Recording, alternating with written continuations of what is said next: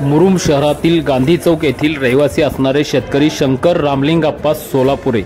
यांचे आचार्य तांडा या परिसरात शेती असून 1.5 एकर शेती ऊसाची आहे। याबाबत हाती आलेल्या बातमीनुसार प्रथमदर्शनी असे समजते की दिनांक 19 नोव्हेंबर मंगळवार रोजी दुपारच्या सुमारास महावितरणच्या विजेच्या तारा त्यांच्या परिसरात असल्याने विजेच्या तारा झालेल्या शॉर्ट सर्किटमुळे आग लागून 1.5 एकर ऊस जळून खाक झाले आहे, अशी माहिती प्रथमदर्शनी उपस्थितांकडून मिळाली आहे। गत वर्षी या परिसरात पावसाने दुष्काळ माजवला होता व अनेक शेतकऱ्यांनी आपले ऊसाचे पाणी थांबवून सगळे ऊस मोडीत काढले होते, परंतु शंकर सोलापुरे या शेतकरी बांधवांनी प्रचंड मेहनत घेऊन कष्टाने कडक उन्हाळ्यात देखील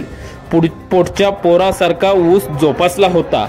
असा चांगला आलेला ऊस आम्ही मुरुमकर न्यूज पोर्टलच्या हाती आलेल्या माहितीनुसार शॉर्ट सर्किटच्या कारणाने जळून खाक झाला आहे, तरी शासनाच्या वतीने त्यांना योग्य ती मदत मिळावी अशी अपेक्षा उपस्थित शेतकरी बांधवांकडून व्यक्त करण्यात येत आहे।